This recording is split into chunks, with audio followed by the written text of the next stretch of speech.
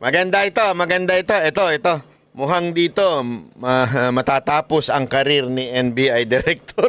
Mukha eh. Kasi as in, ginawa niyang ignorante si Marbil at saka si Torre.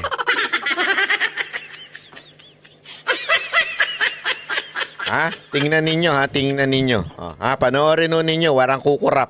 Recently, meron pong may naging pahayag po si dating Pangulong Rodrigo Duterte na di umano ay magpapakailan daw po ng 15 senador. Okay. In relation po sa impeachment case kay VP Sara Duterte. May mga calls po para imbestigahan daw po ito ng NBI. Ano po ang tugon niyo po nito? Remember that the speech was delivered during political rally, no? Ano niya, proclamation ng kanyang mga kandidato para sa senador. Ano yun alam niyo, in a political speech, ano yan rhetorics. Nung inaano namin yan inaalaw yan ng ating political system na katulad nun, during the past administration, known si President Duterte na laging ganyan, puro patayan, no? Pagka inano nyo ang aking bayan, pagka sinira nyo ang mga kabataan ng bayan, papatayin kita. Yung mga ganun ba salita ni Presidente, during the past administration, binabite yun ng ating mga mamamayan, no? But then, time has changed. No? Ngayon, maaaring yung mga tirada ni Presidente na ganun, puro patayan. Wala na tayo sa atmosphere ng patayan. No? Ngayon, kailangan na yung katahimikan. No? Tingnan natin, ang mamamayan, kung babait pa rin yun na patayan pa rin. No? Pero yun nga, nakikita ko, rhetorics lang yan. Part lang ng kanilang political propaganda. Ganun ho. Opo. Mismo mga...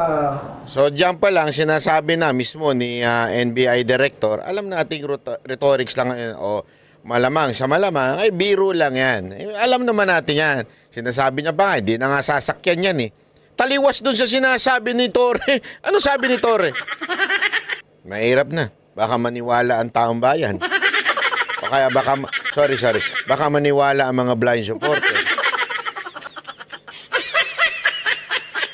Sinasabi naman ito, kaya magkaiba sila Sinasabi nito, alam na ng tao yan. Ayan, matik na yan. Alam na ng tao na yan ay biro lang. Diba? Yan ay biro lang. Bakit ba ginagawa nyo seryoso? Alam na ng tao yan Si Torre naman. Hindi. Ano yan? Baka seryosohin niya ng mga Duterte supporter. Gago! Sino sa tingin ninyo ang merong sense pagdating sa reasoning? Di ba? Halatang-halata Although this is, meron ding pitik to si Director kay Pangulong Duterte by saying na hindi na siya paniniwalaan. Pero gayon pa man, it's really obvious, yung common sense baga, na alam mong joke yan. Bakit mo pa pinaniniwalaan? Alam na natin si Pangulong Duterte, ilang taon na siyang gumaganyan. Si Tory naman, hindi, seryoso yan. O kahit yung mga congressman na tatanga-tanga rin, hindi, seryoso yan, delicates yan. Baka seryosohin ng tao yan. Kung hindi nyo naiintindihan, kung kayo tatanga-tanga, kami hindi. Naiintindihan namin yan. Kung kayo, walang common sense, kayo wala kayong sense of humor, wag nyong gayahin ng mga tao sa inyo.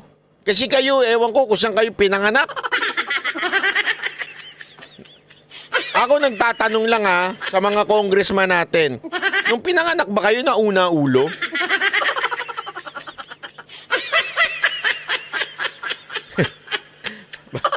Ay, bakit? Talaga naman nauna ulo. Tama ba nauna ulo? Hindi kasi baka nung nakuha yung ulo, paghatak na ganun, nahatak pati utak nyo.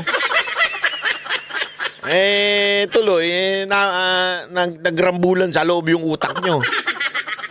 Congressman po like halimbawa si Congressman Agyong, nagbanggit po na dapat daw imbestigahan ito ng NBI dahil na binantaan daw po itong dating Pangulo ang mga senador. Ano pong thoughts niyo po doon? Tingnan niyo itong sagot na to, ha. Yari ka ngayon sa budget ng NBI. Yayari nga ng budget. Bakit? Tinanong. Kasi itong isang congressman parang nabanggit niya doon si Adyong daw parang dapat imbestigahan ng NBI. Siya yung unang humirit Tingnan niyo yung sagot nito ni NBI Director, ha. Alam niyo, ang binantaan 15 senador. Hindi natin malaman kung sino doon sa sitting senators o yung bang kakandidato na senators.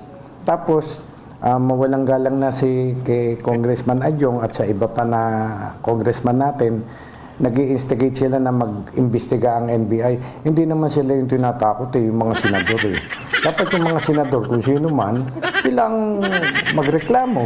Oy, mga mga congressman, makinig kayo! Anak kayo ng tutsang kalabaw,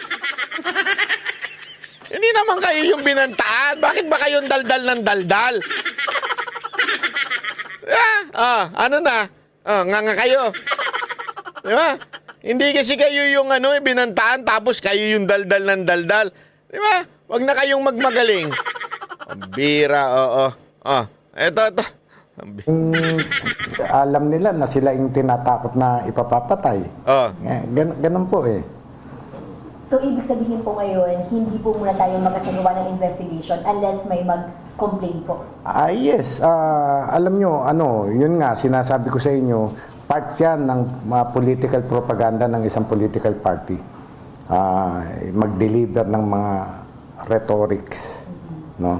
Ganun. But nevertheless po... Alam mo kung bakit ganito siyempre, una-una, alam ko, naging judge ito Pero, ang kasi, pagiging abogado, kailangan alam talaga. Hindi pwede yung, gusto kong patayin yung 50 na senador. Magdedemanda ka. Grave threat yun. Sinong gin-grave threat niya? Napaka-importante kasi na-identify yung tao Hindi pwede yung ganun. Ewan ko bakit ba ito mga congressman natin bobo talaga.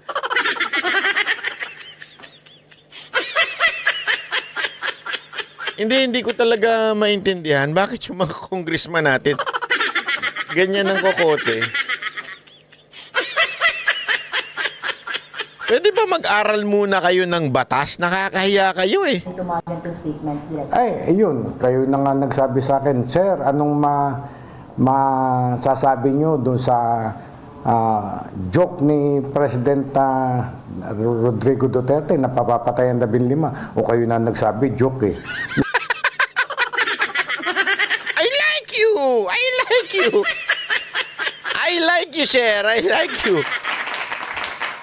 Hindi, ganda ng di ba? Ano masasabi nyo sa joke ni Pangulong Duterte? Alam nyo na nga joke. Kailangan pa nating pag-usapan. Pambira kayo, Ang ganda ng sagot mo, sir. Bukas na bukas, may memo ka na mula sa Malacanang. Oy, tanggalin yan. Wala yan sa script natin. Yari ka kay madam. Si madam pa naman ang namumuno ngayon. Hindi kayo accepted ninyo, na-joke lang yun. No? Ganon. Magaling mag-deliver si Presidente. Ako po, sinabi mo pa magaling mag-deliver. But then, tingnan natin kung kakagatin pa ba yun ng mamamayan ngayon. Di ba? Pero, Director... Bukas na bukas, sir. Lagot ka. May matatanggap kang tawag mula sa Malacanang. Bakit ganyan ang sinabi mo? Hindi mo narinig yung si Bonnet? Sinabi ni Bonnet, di ba? Ba't ganyan na sinabi mo? Ang mga nagsasabi din po ng ginawa pong aksyon ng NBI nung kay VP Sara naman po. Agad pong nagkaroon ng effort ng NBI para imbestigahan po ito at nauwi na po sa pagpa-file ng kaso. Oho. So, ano naman po silang kaibahan po nito dito kay PRRD? Masyadong magkaiba, no? The joke of President Digong was delivered in a political rally. Yung pagkaka-deliver naman ni Vice President Sara ay nagpatawag talaga siya ng press con at sinabi pa niya na at pinangalanan niya kung sino yung mga dapat patayin. The President, the First Lady, and the Speaker of the House. At sinabi pa niya, no joke, no joke. Contrary dito sa deklarasyon ni Presidente Digong, ay kitang-kita ng tao na nagjo-joke lamang siya. Part lamang ng rhetorics ng political speech. Yan. Ayan ha, malinaw. Hindi kasi alam mo, sinasabi nila, tinutulad nila ito doon sa ano ni VP Sara Duterte, which is mali pa din. Sa tingin ko marami rin namang abogado nagsasabing mali naman din yung grave threat na yon kasi there is a conditional kung mapatay na siya. Okay? Pero gayon pa man, the difference is pinangalanan ni VP Sara Duterte daw. Ito nga, dito pa lang, kitang-kita mo na kung gaano ka-ignorante itong mga mambabatas natin at higit sa lahat, itong si Torre. Alam mo na alam mo nang hindi pinangalanan.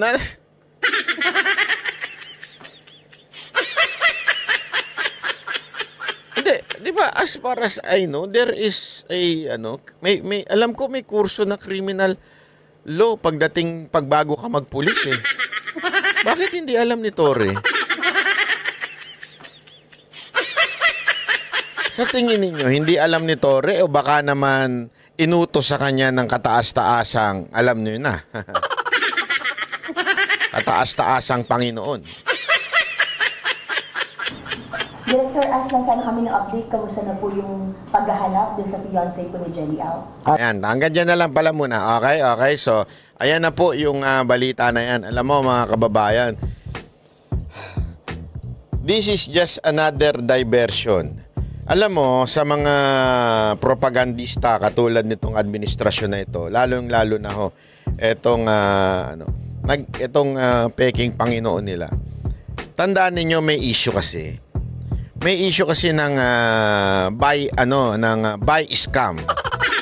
Yung budget scam. May issue kasi ng budget scam. Merong issue ng problema sa budget na kung saan apektado ang mga mahihirap. Alam nyo mga kababayan, more than anything else, ano po ang mga kadalasang blanco doon sa budget? Eto, makinig kayo. Alam mo ko ano? Isa sa maraming blanco doon yung agriculture, Department of Agriculture. More than anything else, the problem in our country is not impeachment, it is not the election, it is not the quote-unquote grave threat or threat ni VP Sara Duterte at ni Pangulong Duterte. Lalong-lalo na yung walang kasaysay-saysay na imbento ng TRICOM na